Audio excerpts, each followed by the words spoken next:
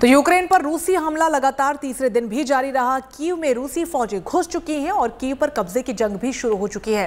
रूस यूक्रेन युद्ध की कीमत पर अब आम लोगों को भी यहां पर चुकानी पड़ रही है। रूसी फौजों की बमबारी में अब रिहायशी इलाके भी आने लगे हैं। कल रूस की मिसाइल्स एक अपार्टमेंट में जा गिरी, लेकिन इस तबाही के बाद भी यूक्रेन के लोगों का न तो जोश कम हुआ है और न ही जज्बा। सेना के साथ साथ अब आम लोग भी हथियार उठाकर रूस की शक्तिशाली फौज से दो हाथ करने के लिए तैयार हो गए हैं।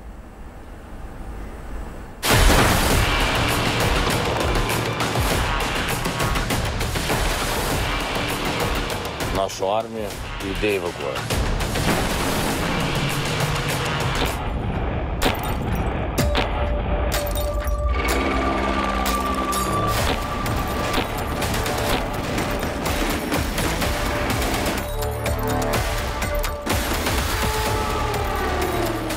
टूटता देश, जुड़ता जज्बा।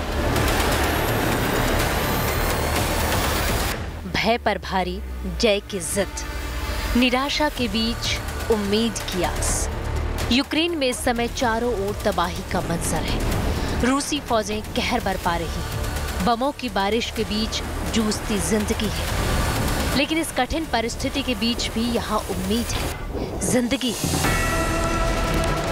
एक तरफ यूक्रेन में जहां चारों ओर मौत मंडरा रही है, वहीं दूसरी तरफ जिंदगी मुस्कुरा भी रही है। यूक्रेन की राजधानी कीव में बमबारी से बचने के लिए लोगों ने सबवे को ठिकाना बना रखा है। यहीं एक मां ने बच्चे को जन्म दिया है।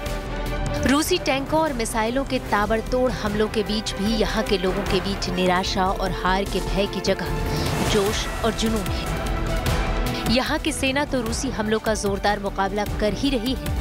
यहाँ के आम लोग भी अपनी आज़ादी के लिए अपनी जान कुर्बान करने के लिए तैयार हैं। यूक्रेन की सड़कों पर कतार में खड़े ये लोग मुफ्त राशन के लिए या देश छोड़कर भागने के लिए नहीं खड़े हैं, बल्कि ये लाइन में इसलिए खड़े हैं क्योंकि इन्हें रूसी फौजों से मुकाबले के लिए हथियार चाहिए।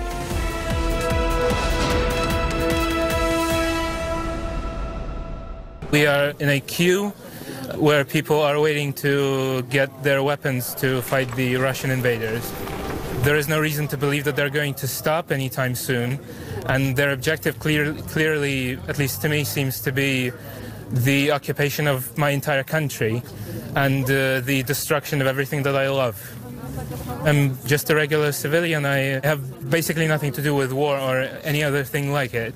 And I wouldn't really want to participate in anything like this, but I don't really have any choice because this is my home. ये कतार ऐसे लोगों की है जिन्होंने न तो अपने जीवन में कभी युद्ध देखा या जंग की कल्पना की। इनके पास भले ही युद्ध का अनुभव न हो, लेकिन शत्रुओं से लोहा लेने का माद्दा है। Мотивація проста. Це краще, ніж сидіти вдома і чекати, поки до тебе щось прилетить. І хто як не ми. इस कॉमन मैन आर्मी में शामिल होने के लिए हर तरह के लोग आगे आए हैं। इनका मकसद केवल एक ही है, अपनी आखिरी सांस तक मातृभूमि की रक्षा करना। I heard explosions. I decided that I am ready. Ukraine के राष्ट्रपति जेलेंस्की ने भी कहा है कि वो संकट की घड़ी में देश छोड़कर जाने वाले लोगों में से नहीं है। उन्होंने साफ किया कि यूक्रेन की रक्षा में सैनिक जुटे हुए हैं और वो भी यही हैं। जेलेंस्की ने यूक्रेन के लोगों से कहा है कि वे अफवाहों पर ध्यान न दें। अमेरिका के कीव छोड़ने की सलाह पर जेलेंस्की ने कहा कि उन्हें सवारी नहीं, हथियार चाहिए।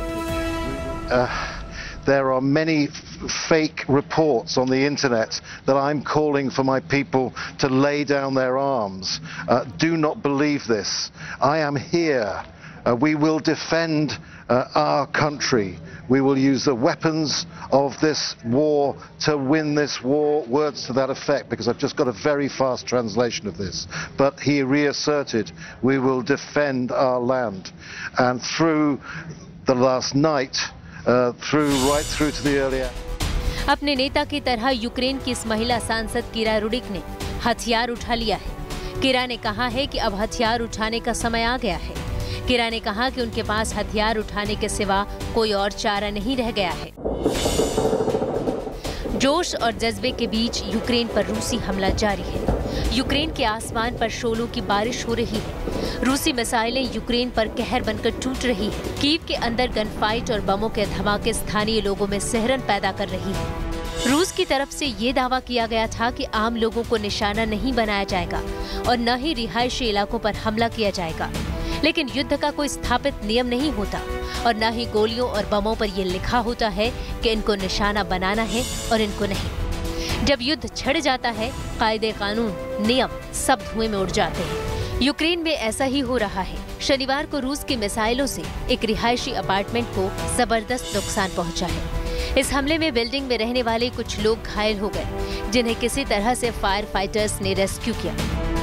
इसके अलावा कीव के एयरपोर्ट पर जोरदार धमाका हुआ है और झुलेयाना एयरपोर्ट पर भी रूसी फौजों ने हमला किया है। रूसी हमलों से बचने के लिए लोगों ने सबवे और बंकरों में शरण ली हुई है। वहां बड़ी संख्या में लोग अपनी जान बचाने में जुटे हुए हैं। पूर्वी यूक्रेन में रूसी फौजों और यूक्रेन की सेना के बीच भयंकर युद्ध चल रहा है। मारियापोल से लोग बड़ी संख्या में ट्रेनों पर सवार होकर कीव की ओर निकले थे, लेकिन वो लोग बीच में ही फंस गए हैं। न तो वो पीछे जा पा रहे हैं और न ही आगे जा पा रहे हैं। कीव में बमबारी की वजह से ट्रेन सेवा बंद कर दी गई है। हम मारियोपोल से कीव जाने वाली इस ट्रेन में हैं और संभवतः ये आखिरी ट्रेन है। हम पिछले 13 घंटों से ट्रेन के अंदर बंद हैं, ना बाहर निकल सकते हैं ना कहीं आगे बढ़ सकते हैं। और मेरी तरह ऐसे कई लोग हैं यहाँ पर ट्रेन में जो फंसे हुए हैं, तभी से निकलना चाहते हैं, जाना चाहते हैं, ना मारियोपोल जा पा रहे हैं वापस और ना ही कीव आगे जा पा सकते हैं। और ये स्थिति इस समय इसलिए है क्योंकि मारियोपोल शहर में भी बमबारी हो रही है और कीव में भी बमबारी हो रही है। इस समय जैसे इनका हमने सुना था, ये कल सवेरे से बहुत अच्छा गाना, कल शाम से या ट्रेन में गाना भी गा रहे थे, लोगों का मनोबल बढ़ाने की कोशिश कर रहे थे। लेकिन अब अगर आप देखिए तो चेहरे पर हताशा और निराशा लोगों के साफ नजर आ रही है। उनकी बहन ऊपर दारिया से भी हमने बात की थी, लेकिन इस समय यही दुख और एक तरह से तनाव अब पूरी ट्रेन में है।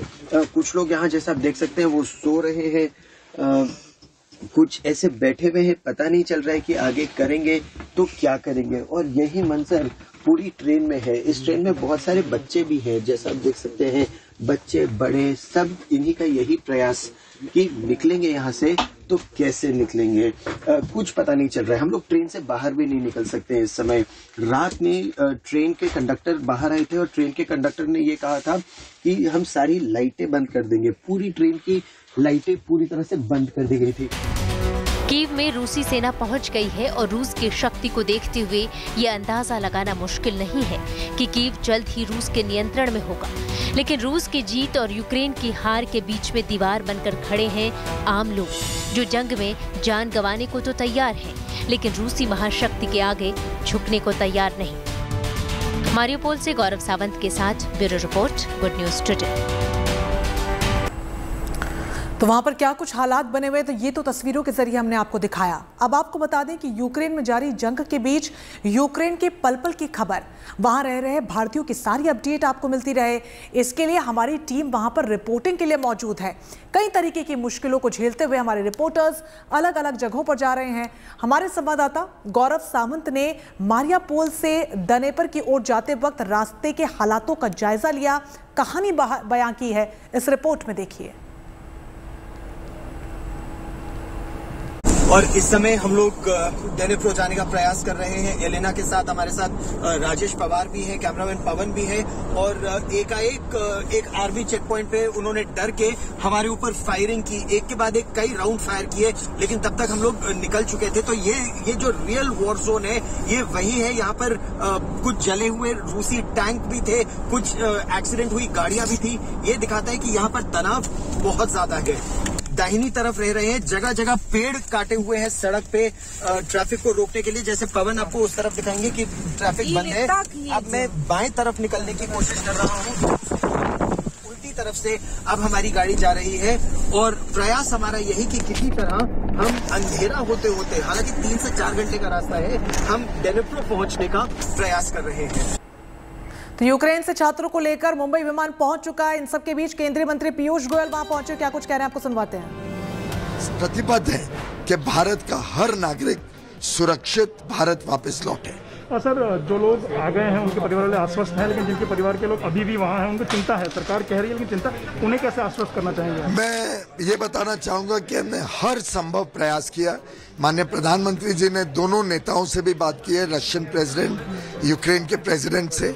आसपास के सभी देशों के बॉर्डर्स पर हमारे एम्बेसी के ऑफिशियल्स हैं।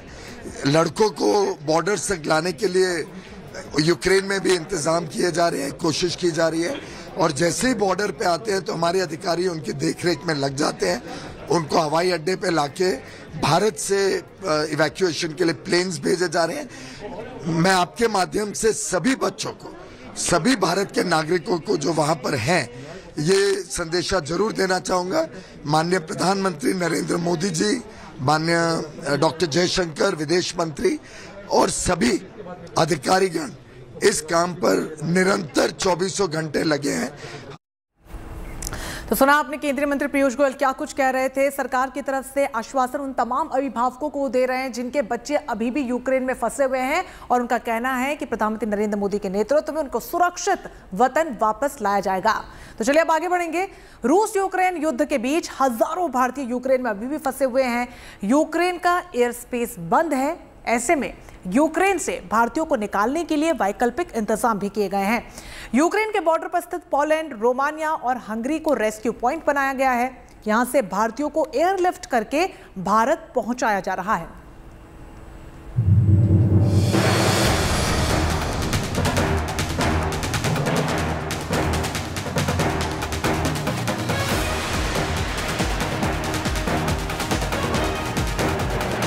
रूस और यूक्रेन के बीच चल रहे युद्ध में रूस की सेनाओं ने यूक्रेन में भारी तबाही मचाई है।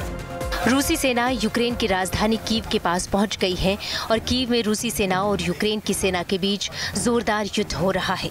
रूसी मिसाइलों और बमबारी के बीच कीव में जनजीवन अस्त व्यस्त हो गया है। लोगों ने बंकरों और बेसमेंट में शरण ली हुई है। इसी भीषण बमबारी की वजह से यूक्रेन में पढ़ने वाले हजारों भारतीय छात्र भी फंसे हुए हैं, लेकिन इन छात्रों को निकालने के लिए भारत सरकार ने तेजी से एक्शन लिया है। यूक्रेन के सीमा से सटे 3 बॉर्डरों से भारतीयों को निकालने की कोशिश की जा रही है। यूक्रेन की सीमा से सटे हैं पोलैंड, रोमानिया और हंगरी। इन तीनों देशों से भारतीय छात्रों को निकाला जा रहा है।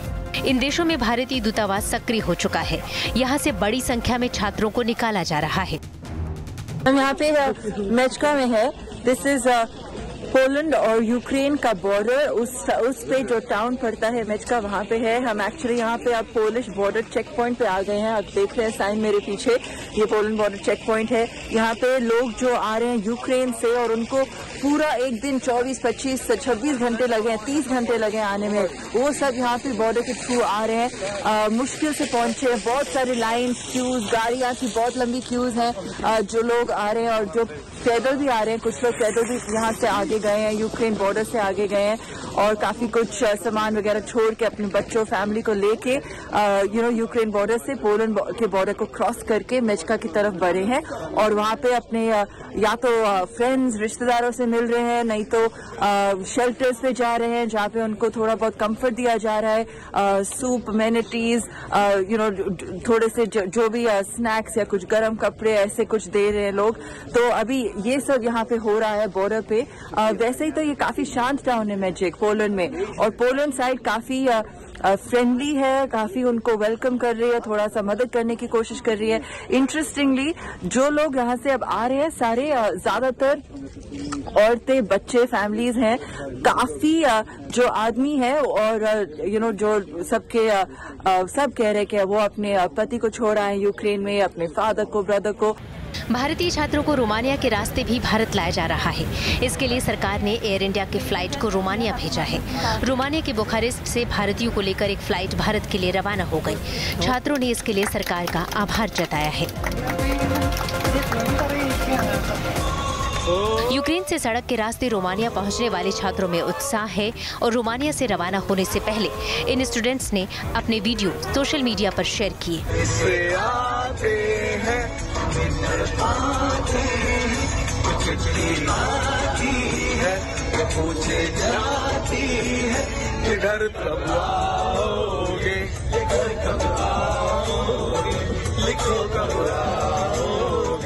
तुम बिन ये घर सूना सूना पूरे रेस्क्यू ऑपरेशन पर सरकार की भी नजर है। भारत सरकार द्वारा यूक्रेन में फंसे भारतीयों को वापस लाने की कवायद लगातार जारी है। 15 से 20 हजार भारतीय अब भी यूक्रेन में हैं, जिसमें से अधिकतर छात्र हैं जो मेडिकल की पढ़ाई करने के लिए यूक्रेन गए थे। हालांकि पहली फ्लाइट भारत से उड़ान भर के यूक्रेन गई थी, जिसमें से 242 छात्र वापस भारत लौटे, लेकिन उसके बाद एयर मूवमेंट चूंकि यूक्रेन में पूरी तरह से बंद हो गया था, युद्ध की स्थितियां पैदा हो गई थी, इसीलिए वहां पर एयर मूवमेंट बंद कर दिया गया और फिर दूसरी फ्लाइट्स वहां से नहीं आ पाई थी। इसीलिए दूसरा अल्टरनेटिव ऑप्शन निकालते हुए भारत सरकार ने रोमानिया, हंगरी और पोलैंड के रास्तों से होते हुए बच्चों को इवैक्यूएट करने की प्रक्रिया जारी कर दी है। एयर इंडिया की तरफ से 4 फ्लाइट्स आज यूक्रेन से बच्चों को वापस लाने वाली है, जिसमें से 3 फ्लाइट्स दिल्ली से उड़ानें भरेंगी और 1 फ्लाइट मुंबई से उड़ान भरकर 9 बजे बच्चों को वापस लाने वाली है। इधर भारत में रोमानिया के राजनयिक ने भरोसा दिलाया है कि उनका देश उन भारतीय छात्रों को भोजन और आवास मुहैया कराएगा जिन्हें यूक्रेन से निकाला जा रहा है। इधर युद्ध के बीच रूस ने भी यूक्रेन में फंसे भारतीयों को सुरक्षा का भरोसा दिया है। वहीं एयर इंडिया 26 फरवरी को यूक्रेन में फंसे भारतीयों को स्वदेश लाने के लिए अपनी 3 उड़ानें रोमानिया की राजधानी बुखारेस्ट और 1 उड़ान हंगरी की राजधानी बुडापेस्ट भेजेगा। एयर इंडिया B787 विमान बुखारेस्ट और बुडापेस्ट के लिए परिचालित करेगा। दरअसल यूक्रेन में रूस के हमले से पहले एयर इंडिया ने छात्रों को निकालने का ऑपरेशन शुरू किया था, लेकिन यूक्रेन पर हमले की शुरुआत होने के बाद यूक्रेन जा रहा एयर इंडिया का विमान वापस लौट आया था। हवाई ठिकाने पर हुए मिसाइल हमले के चलते यूक्रेन ने अपना एयर स्पेस बंद कर दिया था। ऐसे में भारत वापसी के लिए विमान पकड़ने गए स्टूडेंट्स को स्थानीय प्रशासन ने हवाई अड्डे से ही लौटा दिया था।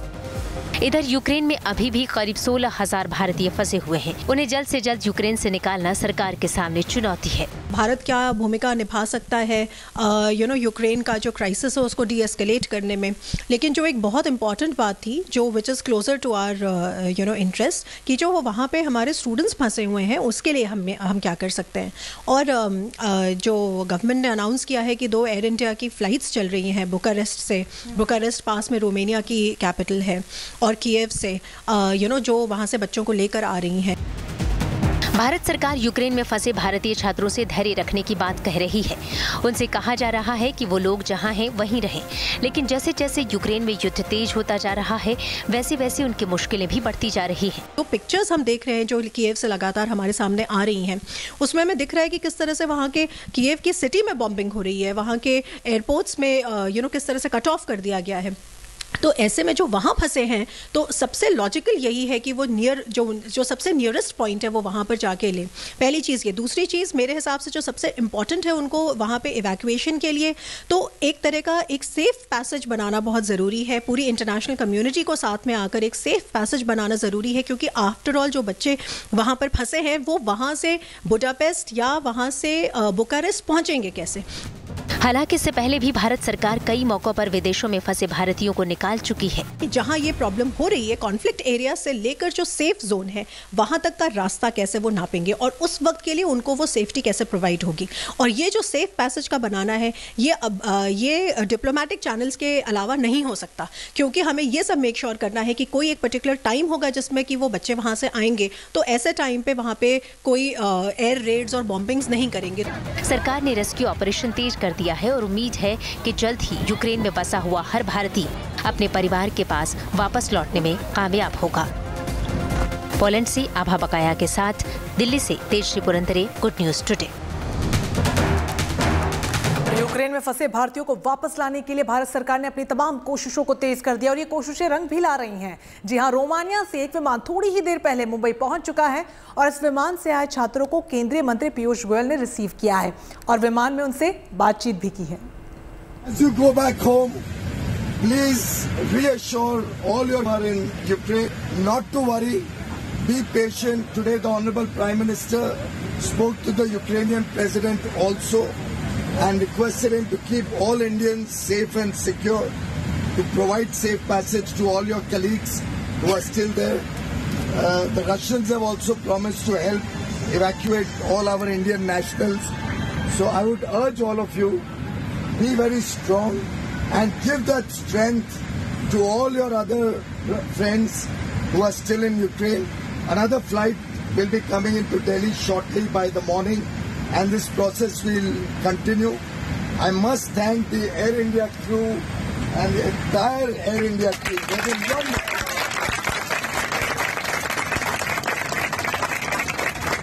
And that is what the true spirit of nationalism is. यही भारत की ताकत है, और इसी ताकत को हमको उन सब बच्चों को देना है जो अभी वहाँ पे है। और आप सबका तहे दिल से प्रधानमंत्री नरेंद्र मोदी जी की तरफ से बहुत बहुत स्वागत। आप सब सुरक्षित हैं। As you go back home, तो केंद्रीय मंत्री पीयूष गोयल क्या कुछ कह रहे थे, हौसला अफजाई यहाँ पर छात्रों की वो करते हुए नजर आए और एक मनोबल भी उनके अंदर डालते हुए नजर आए। तो भारतीय छात्रों का एक जत्था आज यूक्रेन से हंगरी भी पहुंचा।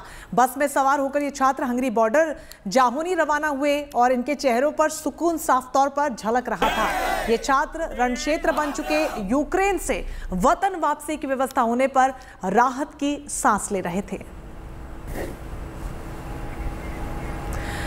सीधी तस्वीरें आपको दिखा रहे हैं जहां पर केंद्रीय मंत्री पीयूष गोयल मुंबई एयरपोर्ट पहुंचे हैं। यहां पर अभी थोड़ी देर पहले हमने दिखाया विमान में भी जो छात्र 219 छात्र जो एयर इंडिया के विमान के जरिए यूक्रेन से सुरक्षित वापस अपने देश लौटे, उन छात्रों की तस्वीरें भी इस वक्त आप देख सकते हैं। उनसे भी मंत्री जी ने बात की है और हौसला अफजाई उनकी करते हुए नजर आए। साथ ही जो जज्बा उन्होंने दिखाया है। अहमदनगर से भरत, कैसा फील कर रहे हैं आप यहाँ लौट के आके? एक वॉर जोन में थे आप लोग, फंसे हुए थे, आपको वहाँ से निकाला गया और सेफली आप घर पहुँचने वाले हैं। यस, बहुत अच्छा लग रहा है हम लोगों को, और थैंक यू मैं शुक्रिया अदा करना चाहूँगा हमारे माननीय प्रधानमंत्री जी नरेंद्र मोदी जी का, जिन्होंने इतनी मेहनत से हमें वहाँ से निकाला, और हमारे एमडी हाउस के हेड माननीय श्री सुनील जी शर्मा, उन्होंने हमारी व्यवस्था की चरणविस्ती से रोमानिया बॉर्डर क्रॉस करने में और कोई तकलीफ नहीं हुई, और हम अभी पहुंच गए इधर। मिनिस्टर खुद आए आपको रिसीव करना, आपका हालचाल पूछना, क्या कहेंगे? बहुत अच्छा लग रहा है इंडिया आके, बहुत बहुत शुक्रिया आप। सुन रहे थे आप, यहाँ पर एक छात्र का कहना है कि भारत सरकार की तरफ से जो तमाम मदद और कोशिशें की गई उसका उन्होंने धन्यवाद अदा किया। इन सब के बीच देखिए अभी भी तमाम जो छात्र पहुंचे उनसे बातचीत यहाँ पर पीयूष गोयल कर रहे हैं। साथ ही वो ये कह रहे हैं कि आप यहाँ पर पहुंचे हैं, आपके जज्बे को सलाम, और साथ ही आपके जो मित्र, आपके जो दोस्त वहाँ पर रह गए हैं उनका भी मनोबल बढ़ाई। और बड़ी जानकारी उन्होंने दी कि कल सुबह एक और फ्लाइट एयर इंडिया की रवाना होगी और जो बचे हुए भारतीय वहाँ पर उनको सुरक्षित वापस लौटाया जाएगा। तो प्रशासन की कई टीमें वहाँ पर नोएडा की मौजूद हैं, जो अधिकारी सकुशल इन बच्चों को इनके घरों तक भी पहुंचाएंगे। तो पूरी व्यवस्था यहाँ पर भारत सरकार द्वारा की जा रही है। और यहाँ पर मंत्री पीयूष गोयल ने यह भी कहा कि भारत सरकार के नेतृत्व में एक के बाद एक उड़ानों को वहां पर भेजा जाएगा। आपको बता दें कि लगभग 16,000 के आसपास भारतीय अभी भी यूक्रेन में फंसे हुए हैं, जिनको रेस्क्यू कर वापस वतन लेकर आना है, और उसको लेकर तमाम तरीके की कोशिशें की जा रही हैं। पहला विमान मुंबई एयरपोर्ट पहुंच चुका है। इसमें कुल 219 छात्र छात्राएं सवार थे, जिन्हें यूक्रेन से रोमानिया के रास्ते सुरक्षित भारत वापस लाया गया है। हालांकि केंद्रीय मंत्री पीयूष गोयल ने यह भी जानकारी दी कि यूक्रेन के सरकार के साथ और साथ ही रूसी सरकार के साथ भी उनकी बातचीत लगातार जारी है, और दोनों ही देशों के सरकारों ने उनको आश्वस्त किया है कि भारतीयों को सकुशल उनके वतन वापस लौटाया जाएगा और पूरी मदद वो भी उनकी तरफ से करेंगे। हालांकि भारत सरकार की तरफ से तमाम कोशिशें की जा रही हैं। शुरुआती दौर में विमान को वापस लौटना पड़ा था, क्योंकि जिस तरीके से एयर स्पेस को बंद कर दिया गया था यूक्रेन के धमाके के बाद, उसके बाद जो आसपास के देश हैं, पोलैंड है, रोमानिया है, जिसके रास्ते भारतीयों को भारत वापस लेकर आया जा रहा है। और उसी सिलसिले में यह बड़ा कदम, जहां पर पहला विमान मुंबई एयरपोर्ट लैंड कर चुका है। 219 छात्र छात्राएं इसमें शामिल थे। खुद केंद्रीय मंत्री पीयूष गोयल इन छात्रों को रिसीव करने के लिए वहां पर पहुंचे। न सिर्फ उन्होंने रिसीव किया, छात्र छात्राओं से उन्होंने बातचीत भी की, उनका मनोबल बढ़ाया, उनके जज्बे को सलाम किया।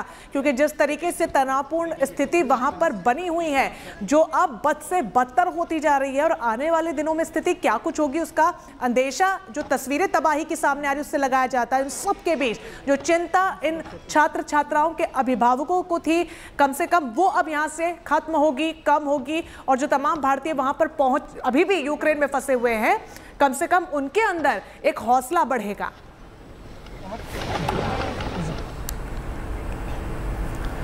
तो भारतीय छात्रों का एक जत्था आज यूक्रेन से हंगरी भी पहुंचा। बस में सवार होकर ये छात्र हंगरी बॉर्डर जाहुनी रवाना हुए, और उनके चेहरे पर सुकून साफ साफ नजर आ रहा था।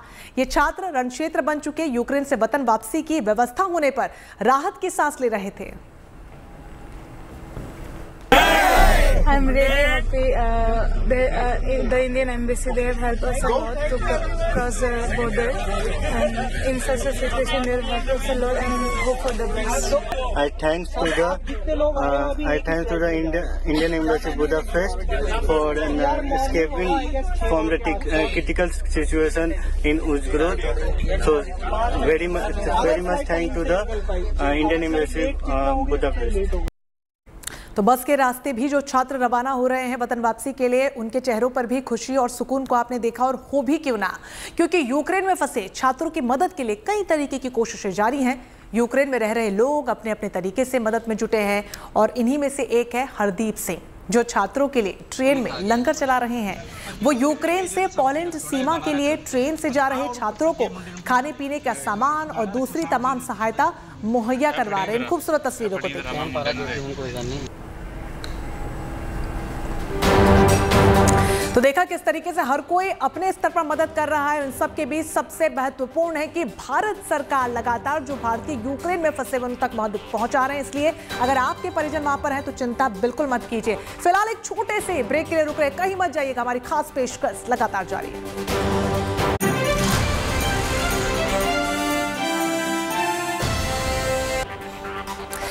ब्रेक के बाद बहुत स्वागत है एक बार फिर से आप सभी का गुड न्यूज टुडे पर। रूस यूक्रेन विवाद पर खास पेशकश देख रहे हैं आप। जैसा कि लगातार तस्वीरें हम दिखा रहे हैं और खबर भी आपको बता रहे हैं कि किस तरीके से भारतीयों को रेस्क्यू कर यहां पर लाया जा रहा है।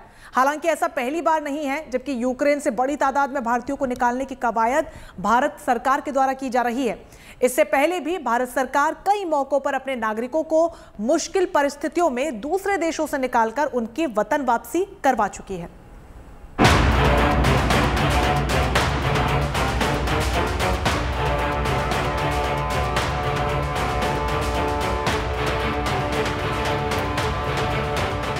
यूक्रेन रूस में छिड़ी जंग के बीच यूक्रेन में फंसे भारतीयों को सुरक्षित लाने के तमाम उपाय किए जा रहे हैं। विशेष विमानों से लगातार यूक्रेन से भारतीय नागरिकों को वापस लाया जा रहा है। भारत सरकार ने बार बार कहा है कि यूक्रेन से भारतीयों की सुरक्षित वतन वापसी उनकी प्राथमिकता है। 16-15 तारीख को जब एम्बेसी ने जो यूक्रेन एम्बेसी ने इंडियन एम्बेसी ने यूक्रेन में ये जारी किया था कि भाई आप लोग चले जाइए, लेकिन उस समय कोई आने के लिए तैयार इसलिए नहीं था कि वो कह रहे थे कि हमारी पढ़ाई पर नुकसान पड़ेगा, हमको दोबारा ज्वाइन नहीं करने देंगे। 22 तक भी करते रहे, 24 तक भी करते। उसके बाद में जब लड़ाई शुरू होगी तब उनको सबको ये रियलाइज हुआ कि अभी जाना है। उसके बाद जो भारतीय सरकार इसमें काम कर रही है बहुत कमेंडेबल है और बहुत ही सुनियोजित तरीके से इसको चलाया जा रहा है। हालांकि ऐसी परिस्थितियों से निपटना भारत को बखूबी आता है और युद्धग्रस्त मुल्कों से अपने नागरिकों को वापस लाने में भारत का रिकॉर्ड बेहतर रहा है। ये पहली बार नहीं है जब भारत ने मुश्किल हालात में फंसे भारतीयों की सुरक्षित वतन वापसी कराई है। उसकी आर्म फोर्सेस और एविएशन, सिविल एविएशन जो है जाना जाता है देश भर में, दुनिया में रेस्क्यू करने के लिए, और बहुत सफलतापूर्वक बिना किसी नुकसान के हमने जो है सारे ऑपरेशन किए हैं। और ये जो अभी कर रहे हैं वो भी बहुत अनूठा ऑपरेशन, जिसमें सबको सेफली जो है भारतीयों को घर लेके आया जाएगा और जो बाहर के लोग उसमें बैठते हैं, जो फॉरेनर्स हैं, उनको उनके डेस्टिनेशन में पहुंचवा दिया जाएगा। ऑपरेशन देवी शक्ति। अफगानिस्तान पर तालिबान के कब्जे के बाद अफगानिस्तान में जगह जगह से हिंसा की खबरें आ रही थी। ऐसे में भारत सरकार ने अपने नागरिकों की सुरक्षित वापसी के लिए ऑपरेशन देवी शक्ति चलाया। अगस्त 2021 से दिसंबर 2021 तक चले इस ऑपरेशन के जरिए 800 से ज्यादा लोगों को सुरक्षित भारत लाया गया, जिसमें अफगान, हिंदू और सिख अल्पसंख्यक समुदाय के सदस्य भी शामिल थे। वंदे भारत मिशन।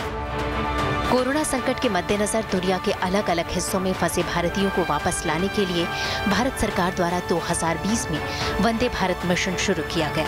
वंदे भारत मिशन के तहत 2 लाख से ज्यादा उड़ानें संचालित की गई और 1.5 करोड़ से ज्यादा लोगों को दूसरे देशों से लाया गया। ऑपरेशन संकट मोचन। दक्षिण सूडान के गृहयुद्ध में फंसे भारतीयों के लिए ऑपरेशन संकट मोचन चलाया गया था। सूडान में भारी हिंसा के बाद भारतीय नागरिकों की सुरक्षित वापसी का फैसला लिया गया था। इसके तहत 153 भारतीयों और नेपाल के 2 नागरिकों को वहां से निकाला गया था। भारतीयों को वापस लाने गई पहली फ्लाइट में जनरल वीके सिंह भी थे। साल 1990 में कुवैत से भारतीयों को एयरलिफ्ट किया जाना भारत सरकार द्वारा आयोजित अब तक के सबसे बड़े ऑपरेशन में से एक था। कुवैत पर इराकी बलों द्वारा आक्रमण किए जाने के बाद अगस्त और अक्टूबर के बीच ऑपरेशन को अंजाम दिया गया था। एयर इंडिया और नागरिक विमानों की मदद से कम 1,75,000 भारतीयों को निकाला गया। उस समय एयर इंडिया ने 2 महीनों में लगभग 500 उड़ानें संचालित की।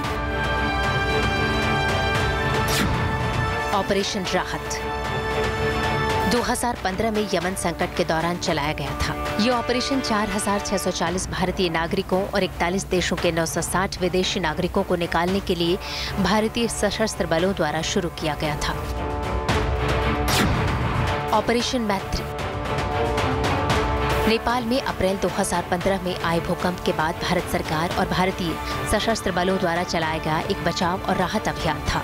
भूकंप के 15 मिनट के भीतर भारतीय सशस्त्र बलों ने लगभग 5,188 लोगों को निकाला था। बेल्जियम के ब्रुसेल्स से 22 मार्च 2016 की सुबह बेल्जियम में 3 आत्मघाती बम विस्फोट हुए। 2 जावेंटम में ब्रुसेल्स हवाई अड्डे पर और एक मध्य ब्रुसेल्स में मालबीक मेट्रो स्टेशन पर 32 नागरिक और 3 अपराधी मारे गए और 300 से अधिक लोग घायल हो गए। जेट एयरवेज की एक उड़ान ने ब्रुसेल्स में फंसे 28 जेट एयरवेज के चालक दल के सदस्यों सहित 242 भारतीयों को निकाला। कुल मिलाकर अब तक जब भी विदेशों में भारतीय किसी मुश्किल में फंसे हैं, भारत ने बिना किसी देरी के भारतीय नागरिकों की सुरक्षित वापसी को सुनिश्चित किया है। Bureau report, good news today. इसी के साथ हमारी खास पेशकश में फिलहाल के लिए बस इतना ही। लगातार आप बने रहिए गुड न्यूज टुडे के साथ।